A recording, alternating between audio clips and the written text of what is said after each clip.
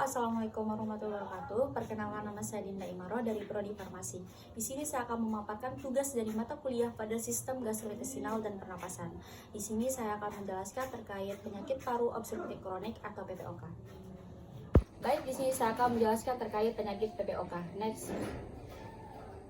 Adapun definisi dari PPOK sendiri merupakan penyakit paru obstruktif kronik atau PPOK adalah penyakit yang umum dapat dicegah dan diobati yang ditandai dengan gejala pernapasan yang terus-menerus dan keterbatasan aliran udara yang disebabkan oleh jalan napas atau kelainan pada alveolus yang biasanya disebabkan paparan yang signifikan terhadap partikel atau gas berbahaya.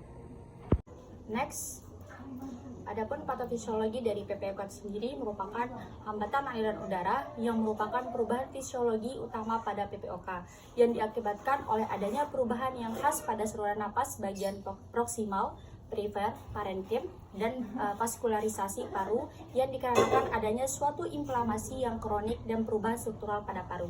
Terjadinya peningkatan penebalan pada saluran napas kecil dengan peningkatan formasi folikel, limfoid, dan deposisi kolagen dalam dinding luar saluran napas yang mengakibatkan restriksi pembukaan jalan napas. Baik, next kita ke tanda dan gejala PPOK. Yang pertama adalah batuk kronis selama 3 bulan dan setahun, terjadi berselang waktu setiap hari dan seringkali terjadi di sepanjang hari. Kemudian yang kedua adalah produksi sputum secara kronis. Yang ketiga sesak napas atau dyspnea bersifat progresif sepanjang waktu, memburuk jika berolahraga dan memburuk jika terkena infeksi pernapasan. Dan yang terakhir itu adalah penurunan toleransi terhadap aktivitas fisik atau cepat lelah dan terengah-engah. Next, kita ke manifestasi klinik dari penyakit PPOK. Yang pertama adalah batuk yang sangat produktif, puruken, dan mudah memburuk oleh iritan inhalan, udara dingin, atau infeksi. Yang kedua adalah terperangkapnya udara akibat hilangnya elastisitas paru menyebabkan dada mengembang. Yang ketiga adalah dyspnea atau sesak napas. Yang keempat adalah tachypnea yang merupakan pernapasan lebih cepat dari keadaan normal dengan frekuensi lebih dari 24 kali per menit. Yang terakhir itu adalah hipoksia. Next, kita ke tujuan terapi penyakit PPOK. Adapun tujuan utama dari penata laksanaan penyakit paru obstruktif kronik atau PPOK itu adalah meningkatkan status fungsional dan kualitas hidup pasien.